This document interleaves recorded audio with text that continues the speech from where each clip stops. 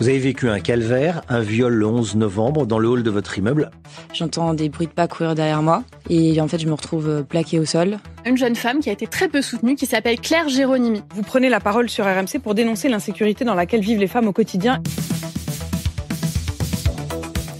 Éclat, un mot à double tranchant qui symbolise à la fois brisure et rayonnement, cassure et scintillement.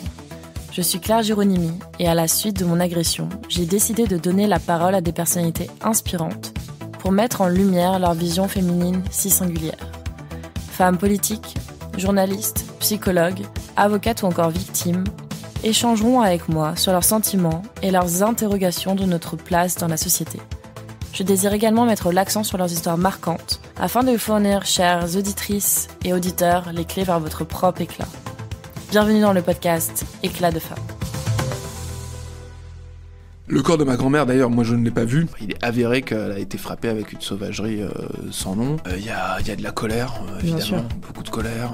Ça a clairement alimenté ma colère envers l'État français. Un jour, je suis en tournage dans le sud de la France et je reçois le coup de fil de mon père. Bonjour Marius, merci d'avoir accepté mon invitation sur le podcast Éclat de femmes. Tu es le premier homme à être interviewé justement sur ce podcast, donc c'est un peu un honneur pour moi. Pour rappeler à nos auditeurs, on s'est rencontrés pendant l'hommage de Philippine. On va revenir un petit peu sur ton histoire de pourquoi justement t'as parlé pendant l'hommage et ça me tenait vraiment à cœur de t'inviter parce que ton histoire est assez bouleversante et toi aussi tu as beaucoup de courage et c'est pour ça que je voulais en tout cas le partager justement à mes auditeurs. Peut-être pourrais-tu te présenter, qui es-tu en 2 mots? Alors déjà merci beaucoup Claire pour l'invitation. Voilà, donc je suis le premier homme du podcast, une lourde responsabilité que je vais essayer d'assumer. Et alors effectivement, on s'est rencontrés à l'hommage de Philippine. Moi, pour situer un peu aux auditeurs, je suis le petit-fils de Berthe Picot, qui a été assassiné en 2021 et dont le procès du tueur a eu lieu en juin 2024. Ça a été un petit peu médiatisé. Et voilà, je suis acteur, auteur, DJ. Voilà, j'ai une agence d'événementiel, l'agence L'Arrivée. Et ça c'est pour juste me situer un peu professionnellement. Je suis parisien et je t'ai rencontré Claire lors de l'hommage pour Philippine où j'ai été invité au dernier moment, où tu m'as invité d'ailleurs. Exactement. Et je te remercie. Et c'est comme ça que nous avons fait connaissance. Exactement. Voilà. Et justement, ta prise de parole, je pense, nous avait tous touchés.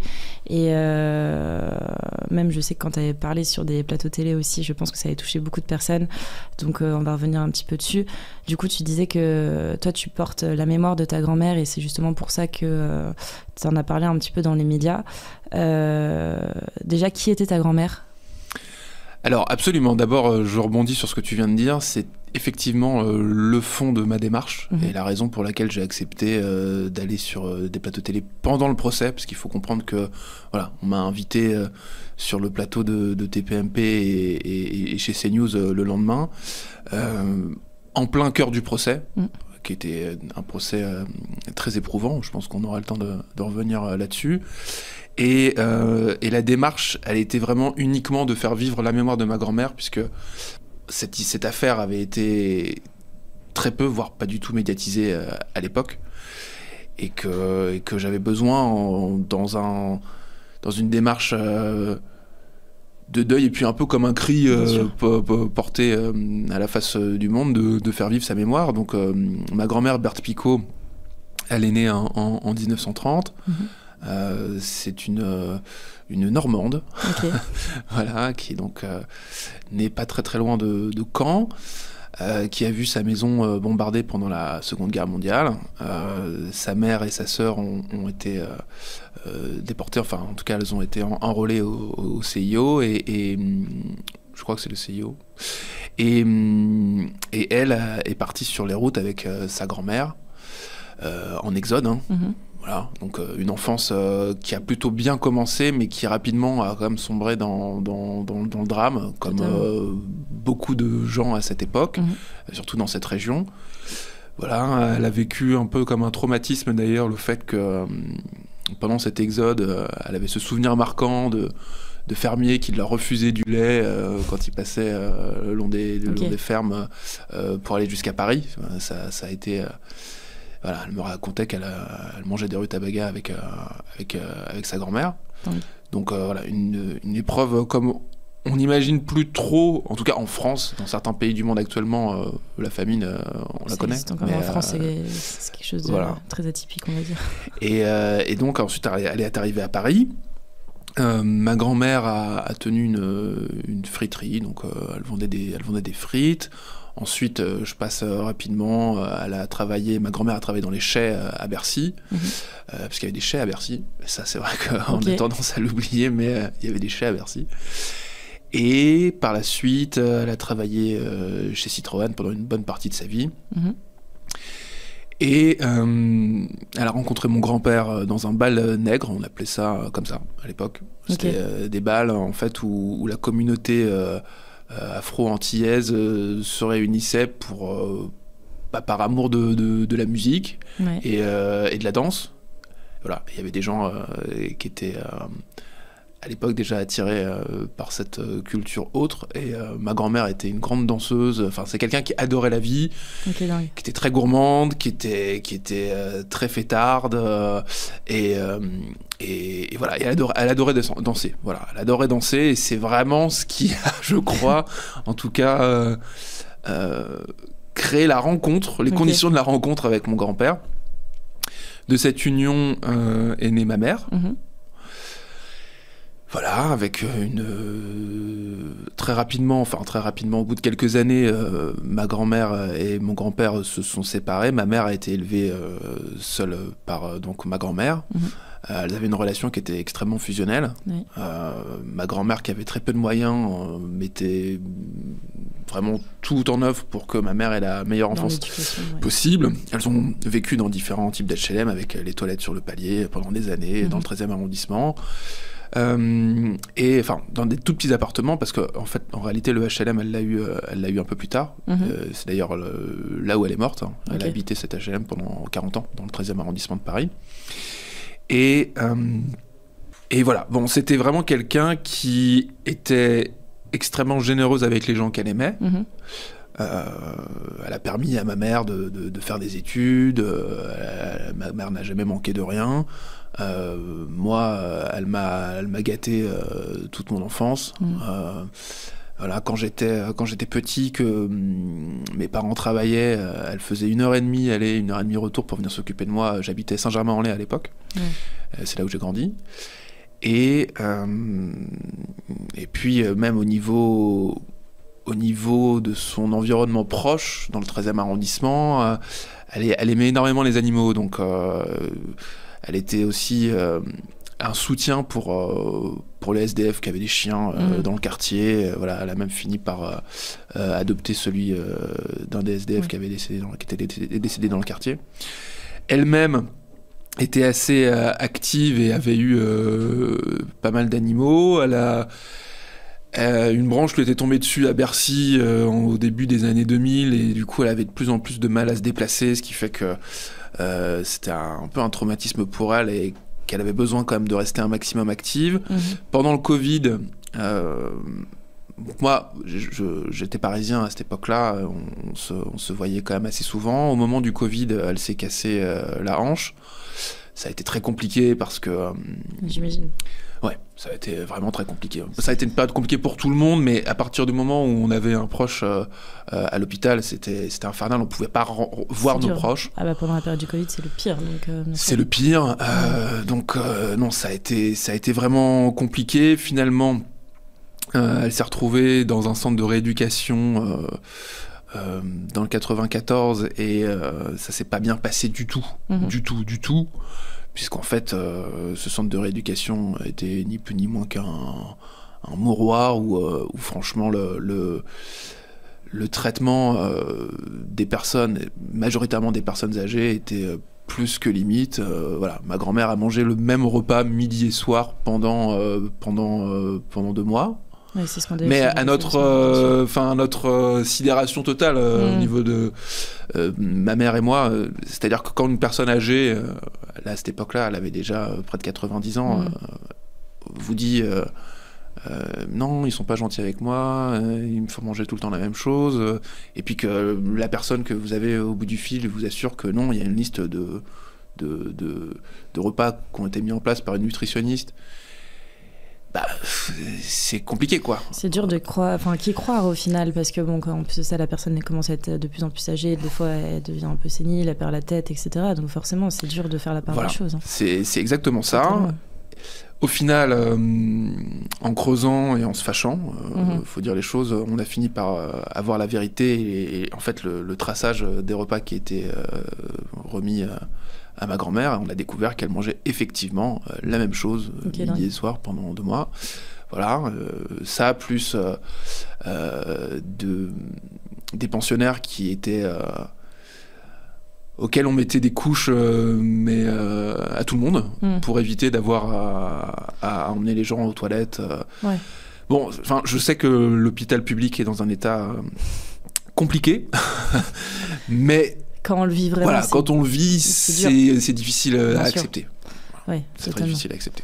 Okay. Donc à ce moment-là, moi j'ai été 2 fois plus présent. Elle voulait pas partir en EHPAD, donc on a tout mis en place pour qu'elle puisse vivre chez elle à la sortie du centre de rééducation.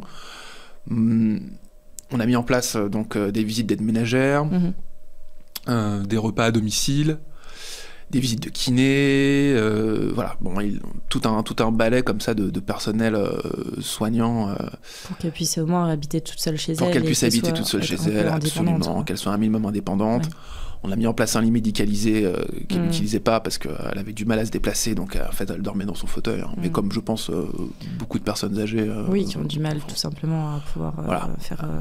à s'allonger les allers-retours, c'est une épreuve en fait. C'est une épreuve. Voilà, c'est des douleurs en permanence. Je peux comprendre que ce soit pénible. Et moi, alors on alternait entre mes parents et moi pour lui rendre visite un peu toute la semaine. Moi, j'y allais, excusez-moi, à peu près 3-4 fois par semaine. Pour la faire manger aussi, parce qu'elle était un peu déprimée. Et donc, c'est normal. Voilà, il fallait lui ramener... des petites framboises, des sucreries, des choses pour la motiver un peu, quoi. Un petit peu, ouais. Bon, ça fait plaisir à tout le monde. et puis un jour, je suis en tournage dans le sud de la France avec une équipe d'amis. Ma mère elle-même est en Espagne et je reçois le coup de fil de mon père. Qui m'annonce qu'on a fait du mal à ma grand-mère. Ok. Et il veut pas tout me dire. T'as pas compris au début, ouais, tu comprenais pas. À sa voix, j'ai compris que c'était grave. Et en fait, à ce moment-là, donc ma grand-mère venait de mourir. Et mon père était venu... c'est mon père qui s'était rendu sur les lieux du crime et qui était allé à l'hôpital par la suite parce que ma grand-mère est pas morte sur le coup. Le meurtre a eu lieu la nuit, aux environs de 4h du matin. Et c'est son aide ménagère qui l'a retrouvée au sol, dans son hall d'entrée, dans son sang. La porte entrouverte et qui a eu le réflexe de filmer son entrée et d'appeler les secours. Okay. Et ma grand-mère n'est pas morte tout de suite, elle était inconsciente, mais elle est morte des suites de ses blessures en début d'après-midi. Voilà. Donc elle a agonisé pendant un peu plus de 10 heures, quoi. Ok. Et du coup, ça, vous saviez pas exactement ce qui s'était passé à ce moment-là. Juste, vous avez vu. Alors à ce moment-là, on sait pas. Assez rapidement, quand même, l'auteur des faits est arrêté à Sarcelles. Comment il a été arrêté? Parce qu'il y avait des caméras, des choses comme ça. Alors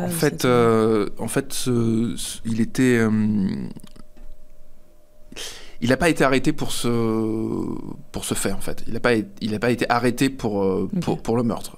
C'était quelqu'un qui était sous le coup d'une OQTF et qui était connu, en fait, aussi des services de police parce qu'il avait commis déjà différents larcins avec violence. Et donc, il a été retrouvé à Sarcelles, arrêté par la BAC de Sarcelles. Que je remercie d'ailleurs. Je pense que non, mais faut savoir aussi. C'est hyper important. Faut savoir dire, faut savoir être reconnaissant envers des gens qui font un travail qui est difficile, qu'on n'apprécie pas toujours à sa juste valeur. Non, mais moi je le reconnais. La BAC, c'est pas que des gentils, on n'a pas toujours un rapport facile, mais c'est des gens qui font un travail sous-payé, extrêmement dur, bien sûr. Physiquement, psychologiquement, et bon, ces gens-là ont suivi toute l'affaire. Voilà, il y a un des représentants de ce service de la BAC de Sarcelles, que je salue à nouveau, qui est venu lors du procès. Okay. Et ça nous a particulièrement touché, ma famille et moi. Donc à nouveau, voilà, s'il écoute le podcast, je le remercie. Et donc, c'est... Comment dire ? Du coup, cet homme a été arrêté. Ok, voilà. Cet homme a été arrêté rapidement. Avec un porte-monnaie qui appartenait à ma grand-mère. Okay. Et il a été confondu très rapidement avec des empreintes et des analyses ADN. Bon, voilà, on savait qu'il avait été sur les lieux. Et comment, du coup, ça s'est passé pour toi, dans le sens où, du coup, ton père t'a appelé, toi, t'es remonté directement à ça Paris. A été... Non, je suis pas remonté directement à Paris. Ma mère non plus. En fait, mon père a voulu nous protéger un petit peu, en nous disant que ça servait à rien. Et c'est vrai qu'à 2-3 jours près, objectivement, ça ne servait à rien. Voilà, l'appartement de ma grand-mère a été immédiatement mis sous scellé. Puis vous pouvez rien faire, en fait. En fait, on ne peut rien faire. Il y a une expertise qui est faite, etc. Il y a, je suppose, la police criminelle. Ça commence à peine à ce moment-là, mais un juge d'instruction, une juge d'instruction est désigné. Oui, saisi, oui. L'assassin présumé est envoyé à Fresnes en comment on appelle ça ? En détention provisoire. En détention provisoire, exactement. Et nous, on ne peut rien faire. Voilà. Ouais. On ne peut rien faire, on ne peut même pas voir le corps de ma grand-mère. Le corps de ma grand-mère, d'ailleurs, moi je ne l'ai pas vu. Et visiblement, il valait mieux que ce soit comme ça, parce qu'il a été véritablement roué de coups avec une sauvagerie délirante. Et mon père a vu le corps. Et mon père, qui est quand même quelqu'un de solide, était vraiment... Enfin, moi, je l'ai jamais vu comme ça, quoi. Je sais qu'il a été... bouleversé extrêmement profondément et totalement normal. Ouais. Et je pense que je l'aurais été aussi. Et il y a eu suffisamment d'épreuves par la suite. Celle-ci, voilà, il a préféré nous l'épargner. Parce que du coup, quand ils ont retracé un petit peu justement toute l'agression et tout, comment ça s'est passé, enfin exactement, tu sais, enfin ils savent établir un petit peu le schéma qui s'est passé pendant toute l'agression ou... Oui, les expertises légales et médico-légales ont permis d'établir voilà, un certain nombre de zones où ma grand-mère a été frappée à main nue avec des objets contondants, des choses qui lui ont été renversées dessus. Oui, ça a été... il est avéré qu'elle a été frappée avec une sauvagerie sans nom. Et voilà, elle avait des hémorragies internes de partout. Enfin bon, voilà, ça a été quelque chose de très très très violent. Donc bon, moi à ce moment-là, j'apprends ça au téléphone. Je suis dans le sud de la France avec l'équipe de tournage. Je suis hagard pendant quelques minutes et puis au bout d'un moment, je m'effondre. Normal. Voilà. Et puis, mais bon, j'ai quand même terminé la semaine de tournage. Après, je suis revenu à Paris et dans un espèce de mécanisme de défense, je pense, ma mère et moi, c'est comme si on avait mis ça dans une petite boîte au fond de nous, dans l'attente du procès, d'autres choses. Enfin, Des expertises, des expertises, voilà, parce que c'est... En même temps, il y a tellement d'inconnus, on va dire, que vous pouvez pas forcément imaginer la chose. Et je pense que tant qu'une fois, on peut pas mettre les mots dessus, c'est assez compliqué de s'imaginer et de faire un deuil total aussi. Enfin, pas commencer un processus de deuil. Enfin, je sais pas comment on peut appeler ça, mais... On peut pas. Il y a trop de choses qui s'entremêlent. Il y a de la colère, évidemment. Beaucoup de colère. Beaucoup de tristesse. Il y a aussi une forme d'incrédulité, parce qu'on se dit, mais pourquoi nous, en fait ? Pourquoi nous ? Pourquoi ma grand-mère ? Pourquoi des existences paisibles ? Enfin, on n'est pas des saints, hein, mais on essaie quand même de faire le bien autour de nous, dans ma famille. On n'a pas particulièrement d'ennemis. Ma grand-mère a toujours été quelqu'un de gentil et d'apprécié, et quand quelque chose comme ça vous tombe dessus, vous vous dites sincèrement, mais c'est un rêve ou qu'est-ce qui se passe là ? Et qu'est-ce que ça t'a fait justement quand t'as appris que l'agresseur était sous OQTF ? Est-ce que ça a alimenté justement toute cette haine, ou c'est quelque chose qui était tellement déjà énorme que en fait... Ça n'a pas alimenté une haine supplémentaire par rapport à lui, puisque lui déjà de base évidemment je portais une haine et une colère envers l'individu sans le connaître, mais qu'il ait été sous OQTF, ça n'aura pas changé grand-chose. Par contre, ça a clairement alimenté ma colère envers l'État français, ça c'est sûr. Et aujourd'hui encore, moi ça m'a aussi ouvert les yeux sur un certain nombre de choses, un certain nombre de points. Et oui, c'est pas une composante anodine. Ouais. Parce qu'en fait, on veut des réponses. Il y a une responsabilité autre que celle de juste l'individu. Là, en fait, on constate que on est au cœur d'un système qui est défaillant et qui coûte des vies. Et ça, c'est très compliqué parce que... C'est très compliqué parce que quand on déroule le fil, on se rend compte qu'il y a un paquet d'incohérences et de choses qui ne devraient pas se faire comme elles se font, et que ça a coûté la vie de ma grand-mère. Et ça, ouais, absolument. C'est sûr que la colère a été plus importante à partir de ce moment-là. Ouais. Voilà. Bon, ensuite, c'est très long, hein.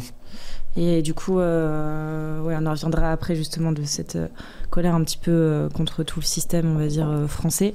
Peut-être est-ce que tu pourrais nous raconter justement comment ça s'est passé ? En fait, vous déposez plainte ou vous déposez même pas plainte ? En fait, comment ça se passe ? Première chose que nous a dite l'inspecteur de la police judiciaire, enfin, qu'il a dit à mon père, c'est prenez un super pénaliste.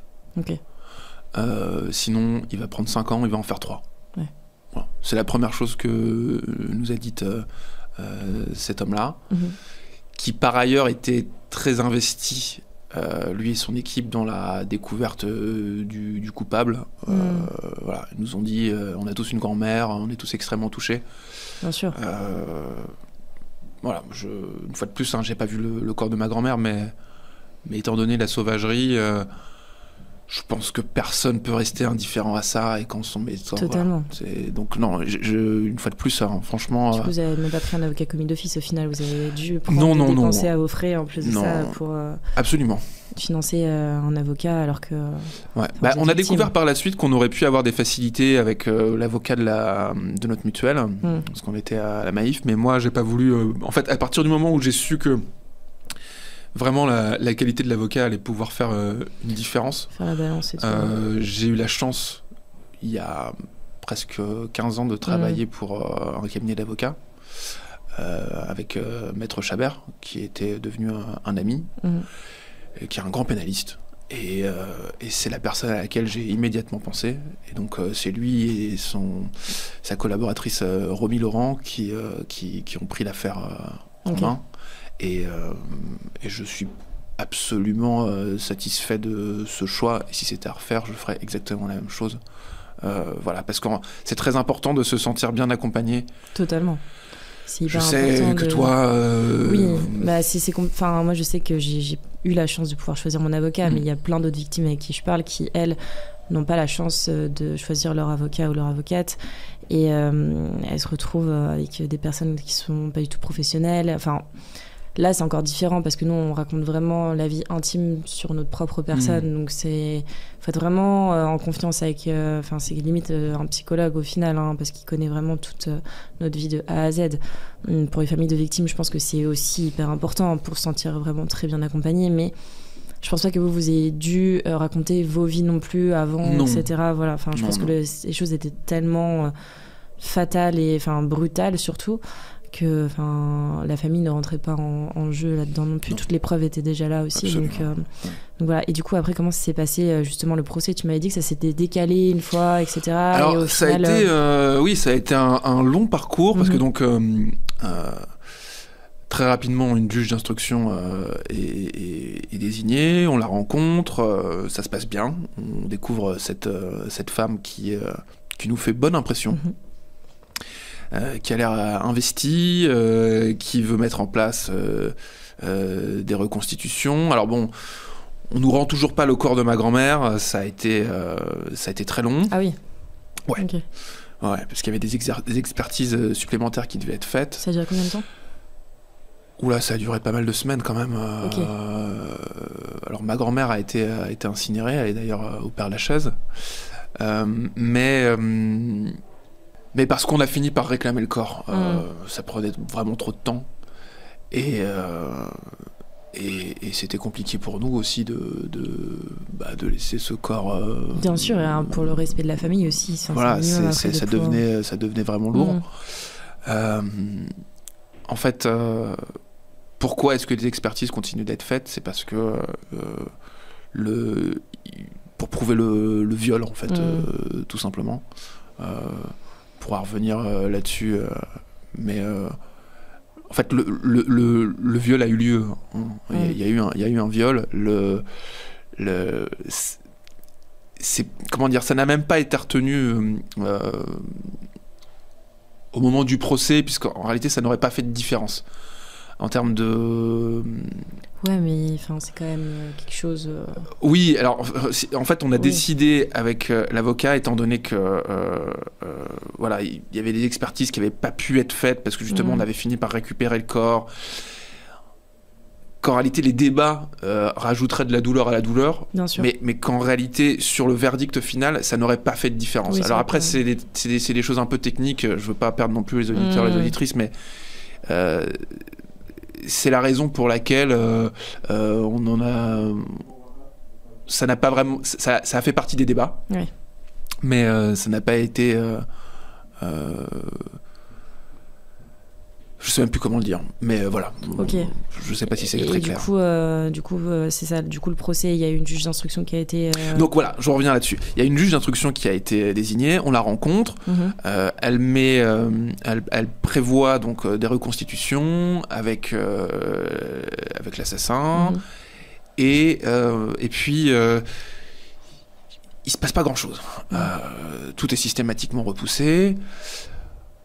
On nous prévient dès le départ que pendant au moins 2 ans, le temps ne va pas nous être... on va pas être au centre des débats, que l'enquête va vraiment porter sur l'assassin, sur les faits, sur une reconstitution, mais que nous, voilà, tant que le procès n'a pas lieu, on va un peu être mis de côté, qu'il faut qu'on prenne notre mal en patience et que c'est comme ça que fonctionne la justice.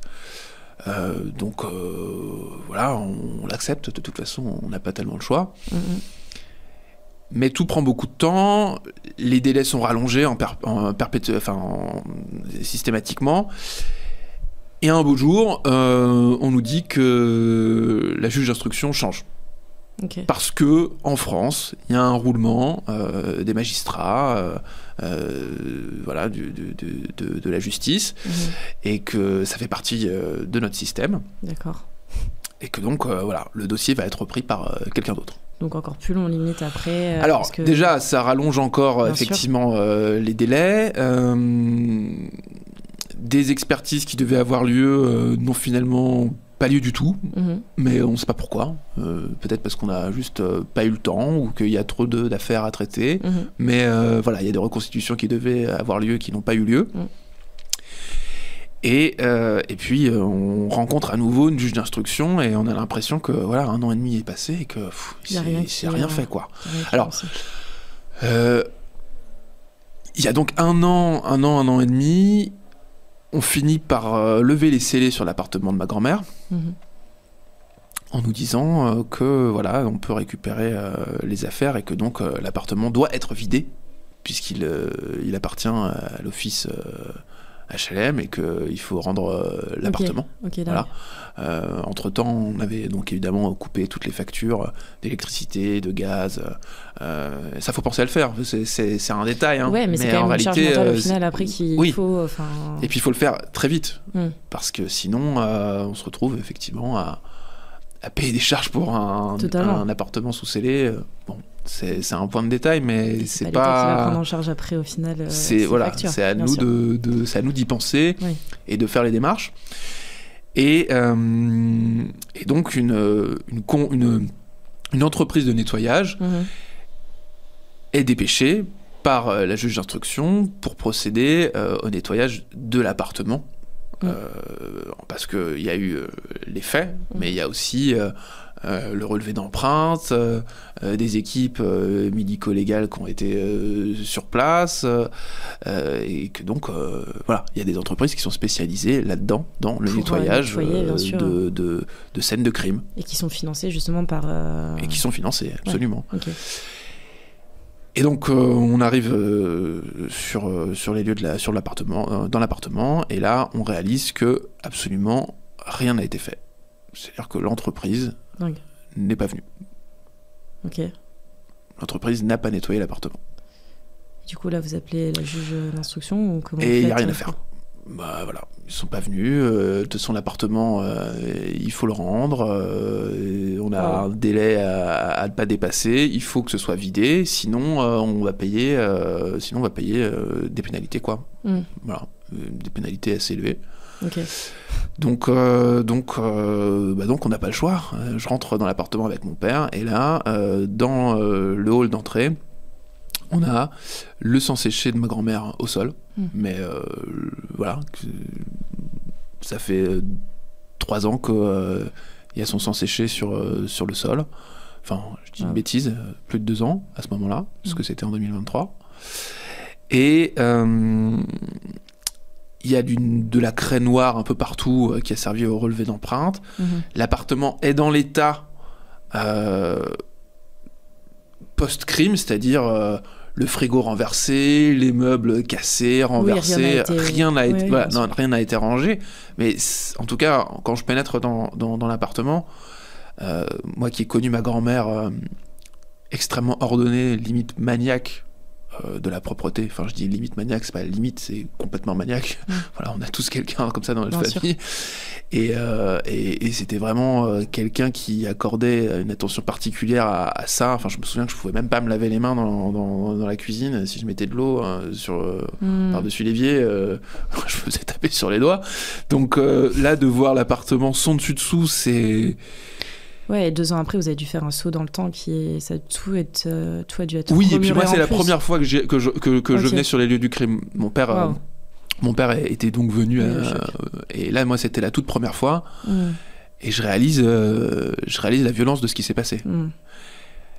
En ayant en tête la condition physique de ma grand-mère à cette époque-là, qui s'était tassée, qui devait faire peut-être 1m40, qui pesait 3 fois rien et qui avait du mal à se déplacer.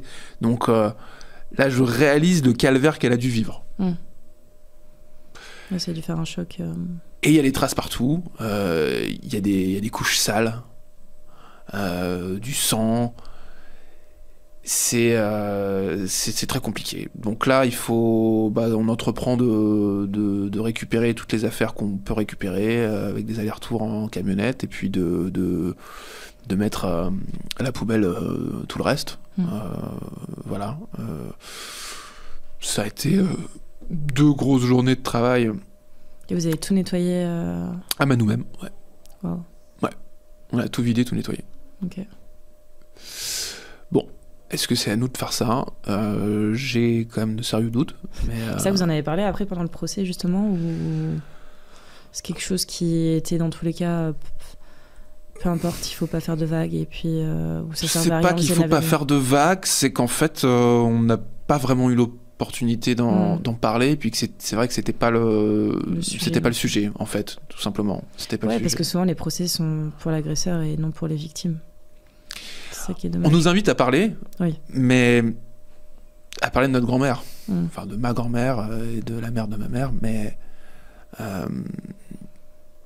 ça c'est un point de détail qui ajoute à la souffrance de la famille, mais dont on parle pas pendant le procès. Moi, je sais que c'est une des choses qui me marquera le plus, qui m'aura marqué le plus et à vie, parce que c'est extrêmement violent et éprouvant. Puis on ne devrait pas avoir à faire déjà, ta grand-mère n'aurait pas dû mourir. Et de deux, vous n'avez pas à faire ce genre de choses. La France est censée nous protéger, justement, quand on vit quelque chose de très... On se demande quand même comment un pays dont on a entendu toute notre vie qu'on faisait partie d'une des plus grandes puissances de ce monde et qu'on était quand même censé avoir un niveau de développement assez élevé, on a du mal à comprendre comment ça peut arriver. Là, on est presque dans un film d'horreur. Et c'est complètement ça. Et on se dit, en plus, vu la gravité des faits... Comment est-ce qu'on peut laisser passer ça ? Et puis comment est-ce qu'une entreprise qui est mandatée, et qui a priori a été payée pour effectuer une tâche comme celle-ci, ne vient pas et ne le notifie pas ? Bien sûr. Il peut arriver dans la vie personnelle et professionnelle qu'on ait des empêchements, qu'on ne puisse pas faire certaines choses. Mais là, il ne s'agit pas d'une femme de ménage qui rate un rendez-vous, quoi. Voilà. Totalement. On parle de nettoyer une scène de crime, donc totalement. Ça pose quand même question. Et je me la pose toujours. Ouais. Et du coup, le procès, comment ça s'est passé ? Est-ce que la peine, t'as été content justement de la peine qui a été appliquée pour l'agresseur ou... Donc, ça a été 22 ans de prison accompagnée d'une période de sûreté des 2/3. Donc, si je suis pas trop idiot, ça fait un peu plus de 14 ans, sachant qu'il avait déjà fait 3 ans en provisoire. Ça veut dire qu'il va encore rester 11 ans derrière les barreaux.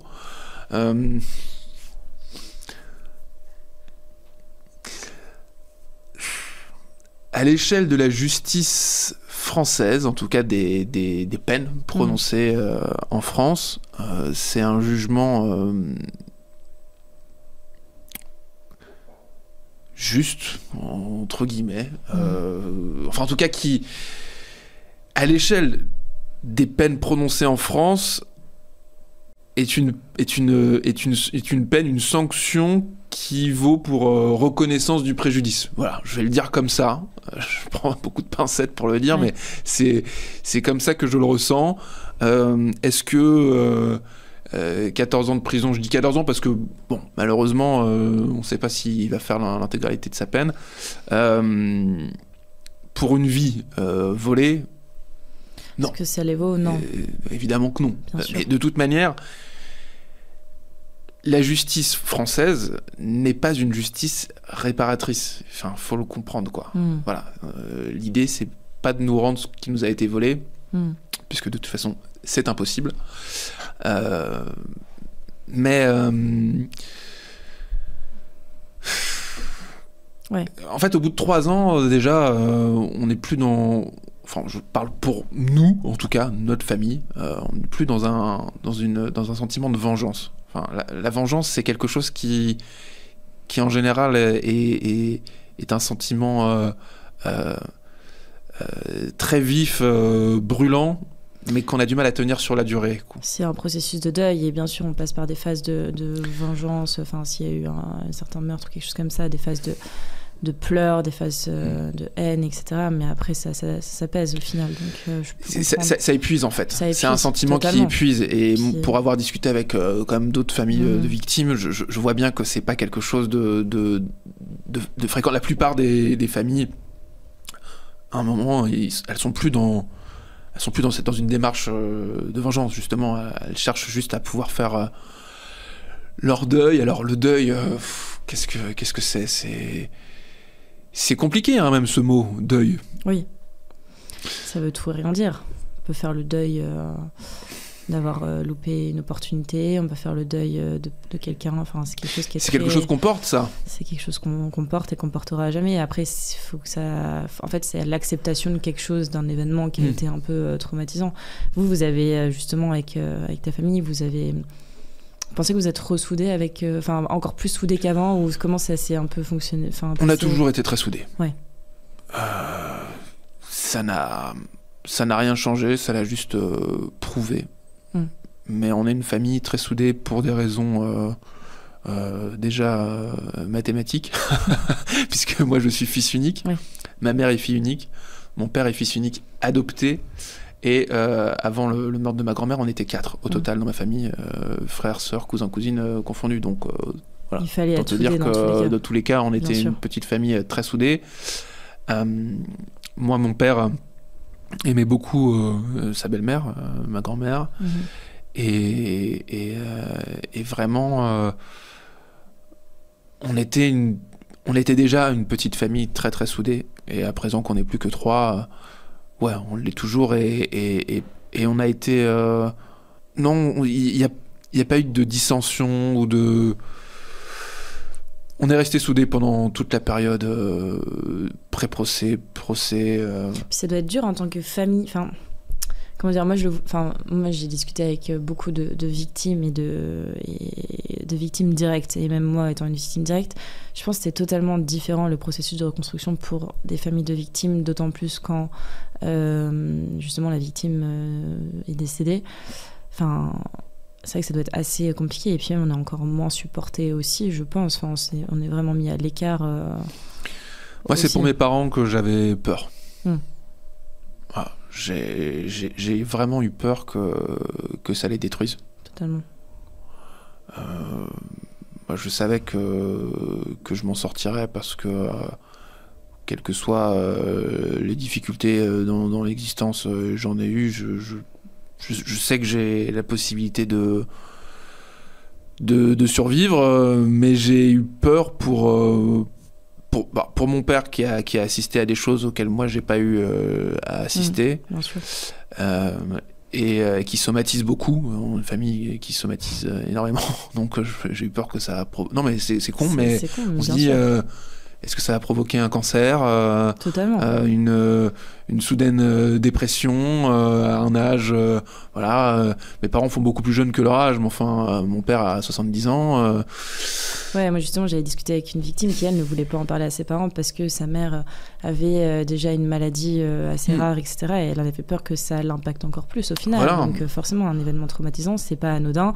Même si c'est psychologique, ça impacte quand même tout le corps. Donc, Ma mère a été extrêmement forte, mais elle a été élevée, elles avaient une relation fusionnelle avec ma grand-mère. Moi, je sais que si demain je la perdais, ce serait encore plus violent. Bien sûr. Et j'ai été très surpris par sa force et son abnégation. Enfin, non, vraiment, j'avais vraiment peur pour eux, et fort heureusement, on a su rester soudés et forts dans l'épreuve, quoi. Ouais, tant mieux. Et d'un point de vue, du coup, quand tu as médiatisé l'affaire, est-ce que toi, tu sens qu'il y a eu... Est-ce que tu as reçu des messages de certains citoyens par la suite, de soutien, ou justement par des journalistes, d'autres personnes, ou est-ce que tu as senti en tout cas que ton message portait, et qu'il y avait un certain éveillement des consciences, on va dire aussi? J'ai été rassuré par l'accueil que les gens ont eu au moment où j'ai décidé de médiatiser l'affaire. Parce que, alors, juste petit aparté là-dessus, mais j'ai décidé de médiatiser l'affaire au moment du procès, puisque, comme tu l'as dit, tu as commencé à l'évoquer, en fait, le procès devait avoir lieu en mars 2024. Et je fais juste ce petit aparté là-dessus, parce que ça a quand même son importance. Donc, le jour du procès, on arrive au palais de justice, et on nous annonce que le père du président de la Cour est mort la nuit dernière. Wow. Coup de théâtre. Et que donc, le président de la Cour ne sera pas présent. Alors, j'ai quand même une petite réflexion à faire à ce sujet, parce que mon père et moi, on vient du théâtre. moi je connais beaucoup de comédiens qui ont eu des drames dans leur vie, qui parfois ont perdu un membre de leur famille la veille, et le soir on les retrouvait sur scène. Il se trouve que dans l'univers judiciaire, ça se passe pas comme ça. Voilà. Et que donc, un procès qu'on attend depuis 3 ans, pour une affaire aussi grave, pour des raisons personnelles et familiales, le président de la Cour n'est pas venu. Je compatis avec la douleur de cette personne, mais ça pose quand même question. Voilà. Je suis pas sûr, moi, de le comprendre. Peut-être qu'il y a cette part aussi inhumaine qui fait que, ou cette part individualiste en France qui fait que ils s'en soucient peu. Bon, en tout cas, c'est sûr qu'on l'a pas très bien vécu, d'autant plus que la salle dont on nous avait dit qu'elle serait assez grande, avec des espaces un peu cloisonnés, n'était pas du tout celle qu'on attendait. C'est-à-dire qu'on s'est retrouvé dans une salle assez petite, avec l'assassin de ma grand-mère qui était à 3 mètres de moi, sans vitre, sans box ni rien, et qui soutenait le regard. Donc ma mère a explosé, ce qui est normal. Elle l'a pris à partie. Elle a été expulsée du tribunal. Voilà, avec une petite leçon de morale en prime de la part de l'avocate de la partie adverse. Oui, bien sûr. Donc, c'est vrai qu'à ce moment-là, on se remémore les mots de la première juge d'instruction qui nous dit vous inquiétez pas, pendant 3 ans, vous allez vous sentir un petit peu isolé et mis à l'écart, mais le moment du procès, ça va être d'ailleurs répété par l'avocat, ça va être un moment pour vous. Là, notre moment, je l'ai pas senti du tout. Oui, j'imagine. Vraiment pas. Et à ce moment-là, on assiste à une scène d'un archaïsme rare où on élit les jurés les uns après les autres, qui, à l'issue de cette élection, vont rentrer chez eux et ne reviendront jamais, puisque ce ne seront pas les mêmes qui seront désignés 3 mois plus tard. Bien sûr. Mais on a le droit à cette parodie ce cérémonial dont on comprend pas vraiment l'utilité. Oui, c'est juste une perte de temps au final. C'est juste une perte de temps et une épreuve supplémentaire. Donc bon, voilà, on rentre tous chez nous et on nous dit rendez-vous en juin. Et du coup, c'est à partir de ce moment-là où tu as voulu médiatiser. En fait, à partir de ce moment-là, je me suis dit déjà il y en a marre, et on a eu le droit à un entrefilet en 2021 sur la mort de ma grand-mère dans Le Parisien. Entre-temps, sans rentrer dans des considérations trop politiques, il y a quand même quelques affaires qui ont été médiatisées avec plus ou moins à tort ou à raison, et nous on est victime d'un drame inhumain, mais personne n'en parle, tout le monde s'en fout. Est-ce que c'est normal ? Est-ce que finalement ce silence médiatique ne va pas jouer en notre défaveur ? Bien sûr. Voilà. Parce qu'en fait, à ce moment-là, on arrive à un tel nombre de dysfonctionnements que je me dis non mais en fait c'est nous contre le reste du monde, et oui, et puis surtout si on fait pas quelque chose nous-mêmes, il va rien se passer. Donc j'en parle à mon avocat et je lui dis moi j'aimerais bien qu'il y ait au moins un journaliste qui vienne traiter le procès, quoi. Enfin, qui s'y intéresse. Donc on réfléchit, on veut pas être récupéré non plus par n'importe qui, parce que c'est effectivement des sujets assez compliqués, assez sensibles, et puis pas grand chose se passe, mais une semaine avant le procès, on a une journaliste du Parisien qui est spécialisée dans les affaires judiciaires, et qui décide, qui nous propose de faire un portrait, qui s'intéresse à l'affaire, et à qui on propose de faire un portrait de ma grand-mère. Puisqu'une fois de plus, la démarche initiale, c'est vraiment ça. C'est faire vivre sa mémoire et la faire connaître du plus grand nombre. Donc il y a un portrait qui est réalisé dans Le Parisien. Et en fait, ce portrait touche les gens. Et c'est à l'issue de ce portrait, donc, qu'au terme de la première journée de procès en juin, je suis contacté pour faire un plateau, mais 4 heures avant, quoi. Voilà. Et donc j'y vais, et le lendemain, je refais un plateau pour parler de ma grand-mère. Et oui, ça a ému les gens, Et je suis allé regarder un petit peu les commentaires sur Twitter parce que j'ai pas pu résister à l'envie de voir ce que les gens allaient dire. Parce que c'est voilà, moi je connais le monde des médias, mais pas par ce biais-là. Et j'avais quand même pas mal d'appréhension. Je me suis dit, est-ce que qu'il ne peut pas être jugé non plus aussi par la population au final quand même au-delà ouais, de ça, c'est compliqué. C'est lourd à porter, hein, enfin. Mais je pense que tu as eu que des commentaires plus... Oui, 99%. Positifs. 99%. Oui, voilà. Il y a toujours une petite frange d'abrutis, mais bon, ça c'est comme dans tout. Enfin, je pense qu'on peut pas y échapper. Ouais. Non, les gens ont été très, très solidaires. Il y a beaucoup d'inconnus, de parfaits inconnus qui m'ont envoyé des messages très touchants. Oui, c'est touchant. Et ouais. Et je regrette pas du tout de l'avoir fait parce que je pense que ça, dans ce fameux travail de deuil, ça a beaucoup joué. L'idée que je l'avais pu la faire vivre un petit peu après sa mort et qu'elle n'avait pas sombré dans l'oubli, voilà, qu'elle n'avait pas été ignorée. Et ça, pour moi, c'était vraiment très très important. C'était la chose la plus primordiale. Ouais. On va peut-être aborder un domaine, justement, l'angle un peu plus large, si tu n'as rien d'autre à ajouter vas-y, je t'en prie. Suite. Toi, du coup, après tout ce que tu as vécu, etc., qu'est-ce que tu penses vraiment de la condition des victimes aujourd'hui dans notre société? Enfin, est-ce que tu trouves qu'on est assez accompagné, même en tant que famille de victimes? Parce que tu l'as raconté avec ton histoire, je suppose que la réponse est plutôt négative que positive. Mais... Non, c'est insuffisant. C'est insuffisant et on a la chance, nous, d'être une petite famille soudée. Mais j'imagine aisément comment dans d'autres cas de figure, ça peut être encore plus compliqué. On n'a pas de soutien psychologique. Enfin, en gros, pour resituer, on nous dit oui, bien sûr, vous pouvez, allez-y, prenez un psy, pas de problème. Et puis on passera devant la CIVI, donc quel organisme. Oui, d'ailleurs, t'as jamais encore été indemnisé ou ça a été beaucoup plus après le procès, non, c'est ça? Oui, c'est ça. On n'a pas encore été indemnisé post-procès.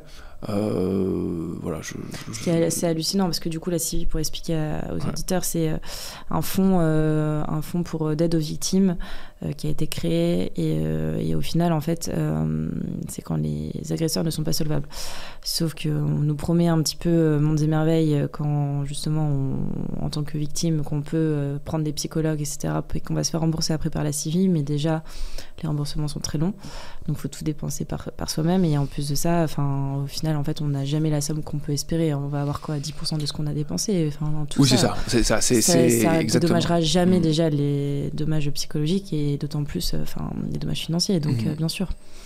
Donc la CIVI ne vous a pas du tout non, alors on a eu non, en fait il y a une première étape avant le procès et une après le procès.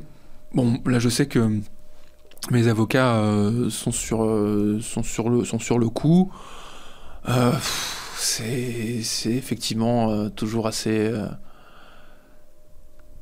pénible parce que c'est des sommes. Franchement. Oui, c'est l'euro symbolique en fait au final. Et encore, c'est choses qui sont. C'est censé prendre en charge effectivement un certain nombre de dépenses et de préjudices. On n'est pas aux États-Unis pour si les gens avaient le moindre doute à ce sujet.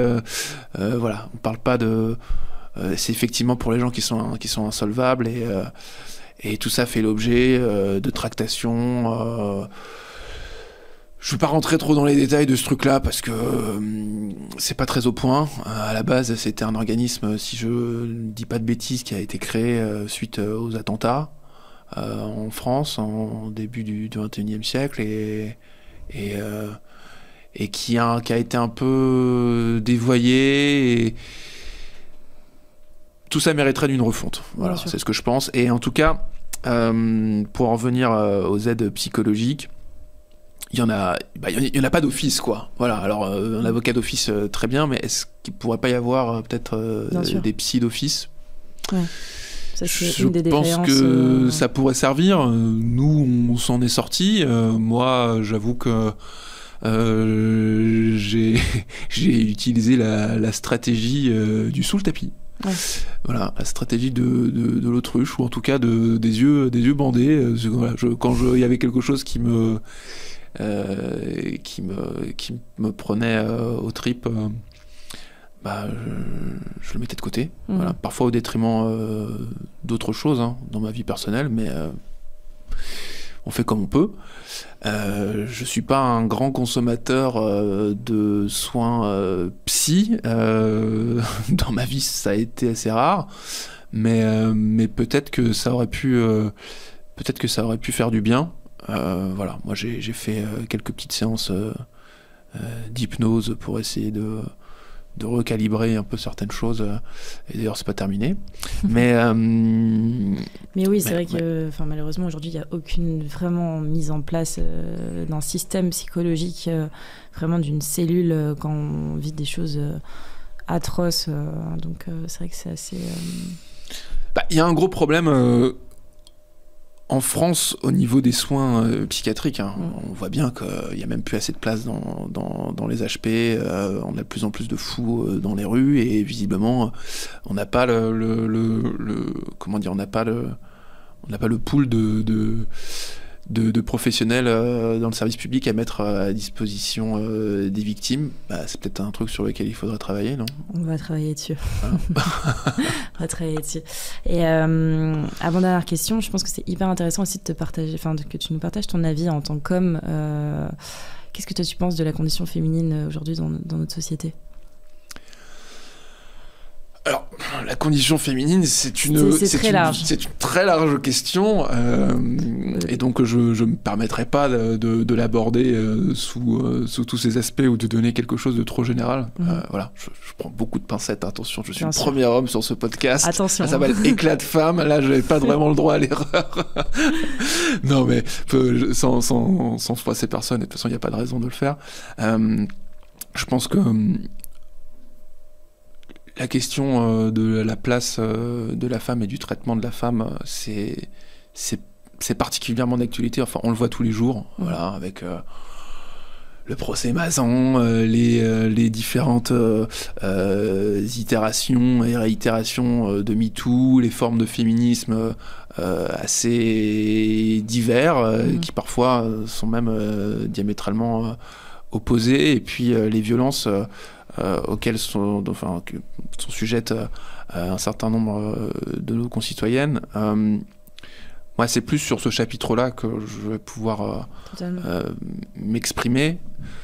Il y a un vrai problème de violence faites aux femmes dans notre société, et je pense que voilà, le meurtre de ma grand-mère s'inscrit dans une de ces formes de violence qui est en fait le fruit d'une frustration, parce que bon, là on n'est pas rentré dans les détails de cette affaire, mais ce qu'il faut comprendre, c'est que le meurtrier, en tout cas moi c'est la thèse à laquelle j'adhère et qui était celle de l'avocate générale,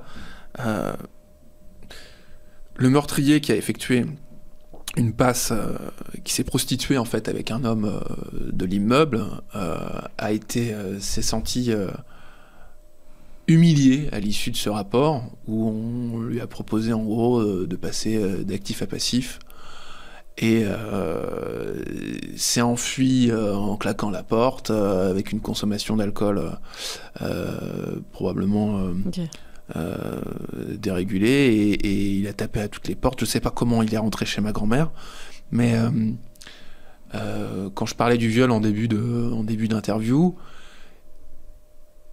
on a la preuve qu'il y a eu voilà, son sexe sur la couche de ma grand-mère. Enfin, je vais pas non plus donner tous les détails les plus sordides, mais moi je pense profondément que c'est une profonde frustration et un sentiment d'humiliation qui l'a poussé à violer ma grand-mère et à se défouler dessus, quoi.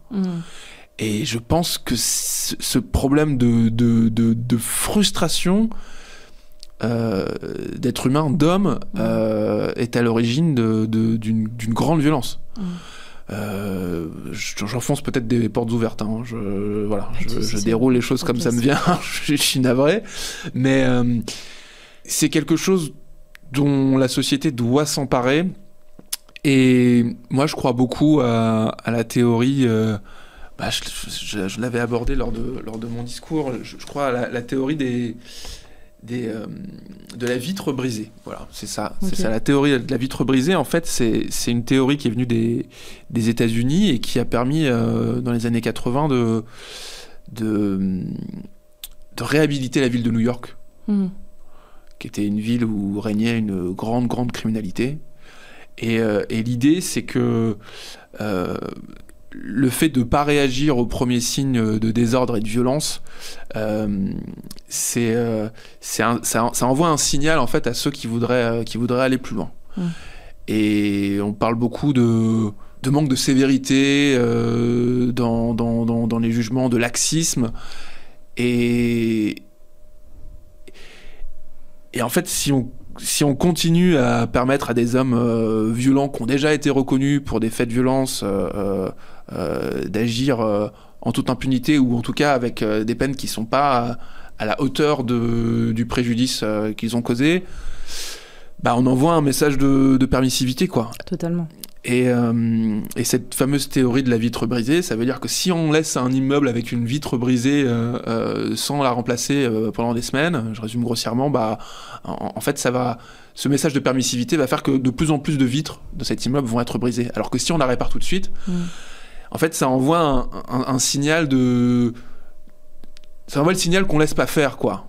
Voilà. Ouais. Qui a une unité et qui a un désir de protéger. Et je pense que ça peut s'appliquer à la protection des femmes dans notre société. Il faut qu'on arrête de laisser passer les choses. Moi, je sais qu'il y a un fait divers qui a eu lieu, je crois, c'est l'année dernière, un homme qui s'est interposé dans une bagarre dans le RER ou le métro, qui s'est fait poignarder. Moi, je me suis interposé 2-3 fois dans le métro. J'étais le seul à le faire. Je dis pas ça pour m'envoyer des fleurs ou me faire passer pour un héros que je ne suis pas. Il y a peu d'hommes qui le font. Mais très peu d'hommes le font. Totalement. Et en fait, il faut que les citoyens comprennent que il faut aussi que les réponses viennent de la part de la société civile. Et ça vaut pour les incivilités, ça vaut pour les violences faites aux femmes. Il faut arrêter de laisser passer les choses, de se dire non mais c'est pas grave, ou alors je vais regarder ailleurs et puis ça va s'arrêter, ou c'est pas mon problème. La société est très individualiste aussi aujourd'hui, c'est ça qui est problématique. Voilà, c'est ça. Il y a un gros problème à ce niveau-là.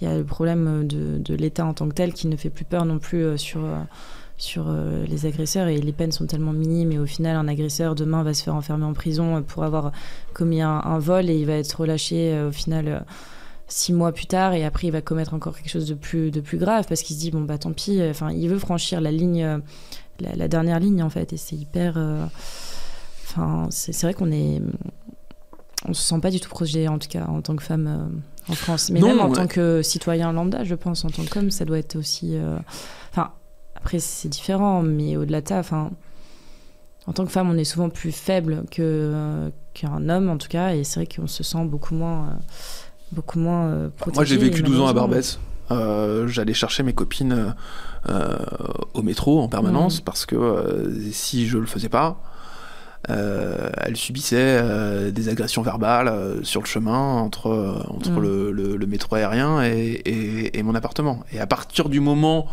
où une certaine frange d'individus constatait que ces femmes étaient en présence d'un homme, qui plus est du quartier, ça s'arrêtait.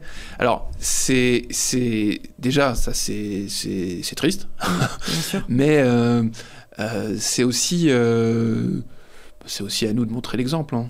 Voilà. Totalement. Peut-être pour finir, un message d'espoir que tu aimerais transmettre à tous nos éditeurs, nos auditrices. On termine sur une note un peu positive aussi. Le message d'espoir, en fait, c'est que je pense que il y a beaucoup de bon sens au sein de la population, que les gens en ont bien davantage que ce qu'on pense. Enfin, en tout cas, ce que moi, je peux parfois... Ce que j'ai pu parfois penser, et de ce que nous renvoient comme image les médias. Un changement est possible. Et on braque souvent les projecteurs vers des minorités ou des gens qui parlent fort sur les réseaux sociaux, dans les médias, avec des paroles souvent outrancières et en réalité la personne lambda est souvent a les ressources en elle pour comprendre la situation, avec parfois un certain nombre de nuances, et que donc je crois vraiment que le changement est possible et est entre nos mains, voilà. Et je sais que s'il est possible de s'engager dans cette direction et de prendre ma part dans ces changements, je le ferai, voilà. Super, merci beaucoup Marius. Merci Claire. Merci à vous d'avoir écouté cet échange entre femmes. J'espère que cette conversation vous a plu. Si c'est le cas, nous serions ravis de connaître votre retour et n'hésitez pas à nous mentionner en story sur les réseaux sociaux. Pour découvrir les nouveaux épisodes d'Éclat de femmes chaque semaine, abonnez-vous sur votre plateforme d'écoute préférée. Et si vous pensez que cela pourrait intéresser l'un de vos proches, je vous encourage à le partager avec lui. À très vite!